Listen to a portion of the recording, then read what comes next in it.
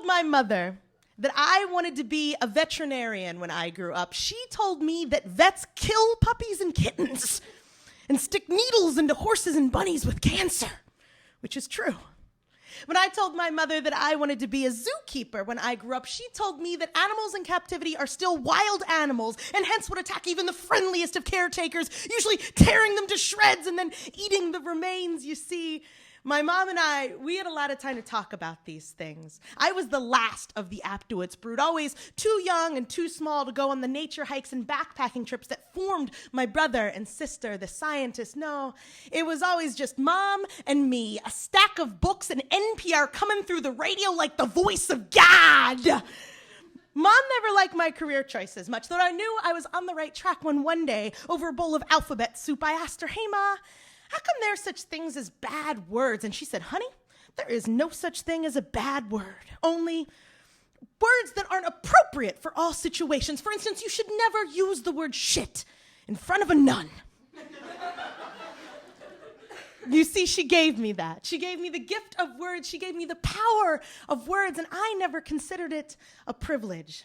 But my mom grew up in a time when words were being redefined. Words like gender, power, class, and revolution grew up in a house where a wrench, spray-painted gold served as the shower dial, and a father overseas somehow to support a wife, and 4 kids left stateside, being my mother, her sister, and 2 sons who wouldn't even recognize their father when he came home 5 years later, eating meat once a week, recycling your shoes to the next kid in line, and using your babysitting money to buy the groceries. Even my mom knew the score. So though she was top of her class, editor of her school literary magazine, editor of her school newspaper, the National Merit Scholar with the 3 newspaper-a-day habit, she still had to hear them tell her, "Honey, the scholarship is not going to be for English. If you want to go to college at all, it's going to have to be for science." So my mom, the biologist, met my father, the chemical engineer, and together they produced 3 beautiful children, one of which was going to make sure wouldn't feel the burn she was forced to feel. 1 government paycheck and 3 kids under the age of 5 doesn't go very far, but Mom always made sure we had books. Even if it meant we rolled pennies instead of dice, I bought our Christmas gifts from our neighbor's garage sale. People always ask me why I make such a big deal of it, saying, "No, it's not Cristin Aptowicz, it's Cristin O'Keefe Aptowicz. It's just one word." They say it shouldn't make that much difference, but I know the differences words can make. It is a gift my mother gave me.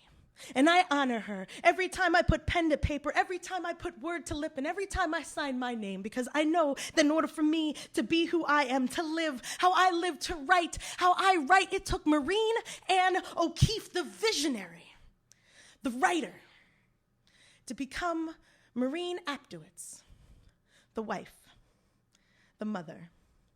My mom said she'd never give any of us kids up for a novel or a job at the New York Times, though the way we behave sometimes, she said she'd consider it. But I know she's not joking, because I have never seen her smile so bright or look so proud as when I finally told her what I wanted to be, and she said, "You know what, honey? I think Cristin O'Keefe Aptowicz is the perfect name for a writer." Thank you.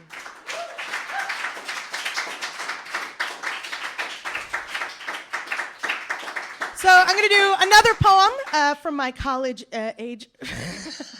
I'm going overtime, Chappie. Is that what you're saying? You want the pieces with you up here again? Oh, no. I did go overtime at Nationals with that piece, embarrassingly enough. This piece is for, do we have any literature majors out there in the house? One sad person eating chili. They're just consuming the chili back there, but they had enough energy to yelp.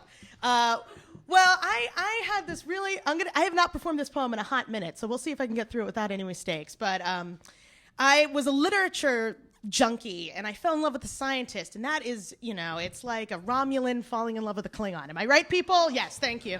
And so I wrote a love poem for him, where I tried to use all the science knowledge I could use to attempt to woo him, and it failed. It failed. And so I was like, well, screw you, old man. Then I'm going to use all of the English knowledge I know. And so I wrote this poem, which is called Lit, or To the Scientist Who I Ain't Speaking to Anymore.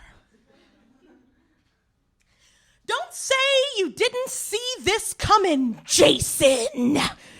Don't say that you didn't expect this to be my reaction, that you never intended for me to get so worked up. Because if that were true, you'd be dumber than Lenny from Mice and Men, blinder than Tyrese and Oedipus put together, and would feel less than a Dalton Trumbo character. You'd put the dick in Dickens, the boo in Kowski, and be more cowardly than no. But you don't understand these references, do you, Jason? Because you're a biology major, and you once told me that scientists don't have time to read popular literature, that they have more important things to do. Well, be glad that you don't read, Jason, because maybe you won't understand these references as I scream them to you on your front lawn on Thanksgiving Day, brandishing 3 hypodermic needles, a Ginsu knife, and a letter of permission from Bret Easton Ellis. Jason, I can't believe I used to want to Sappho you. I used to want to Pablo Neruda you. I used to want to Annie Nin and Henry Miller you. I used to want to be O for you, to blow for you in ways that even Odysseus' sails couldn't handle.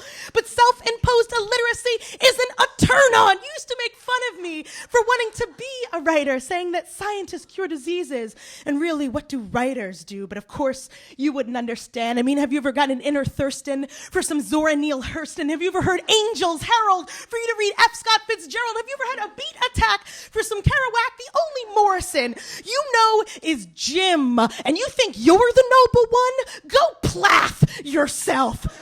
Your heart is so dark that even Joseph Conrad couldn't see it, and it is so covered under bullshit that even Edgar Allan Poe's cops couldn't hear it. Your mind is as empty as the libraries in Fahrenheit 451. Your mind is as empty as Silas Mariner's coffers. Your mind is as empty as Huckleberry Finn's wallet.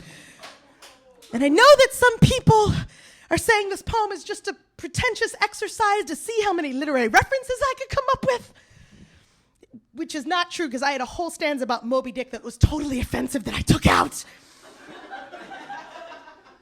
And other people would say that this poem is in its core shallow, just repeating the same emotions again and again and again. I mean, how many times can you explore your contempt for Jason, Cristin, before the audience gets a little bored?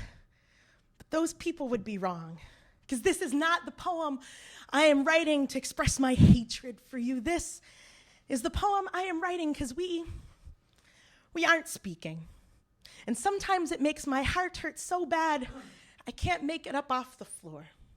This is the poem I am writing instead of the I miss having breakfast with you poem, instead of the how are you doing poem, instead of the I wish we were walking our dogs past our old schoolyard poem, instead of the I wish I was making fun of how much you like Garth Brooks while sitting in front of a Jeep in front of your parents' house poem, instead of the holiday season's coming around again. And you know what that means? Suicide poem! I am writing this poem because I am tired of wanting to write the I could fall in love with you again so quickly. If only you would say one more word to me poem, but I am tired of loving you, Jason, because you clearly do not know how to love me right.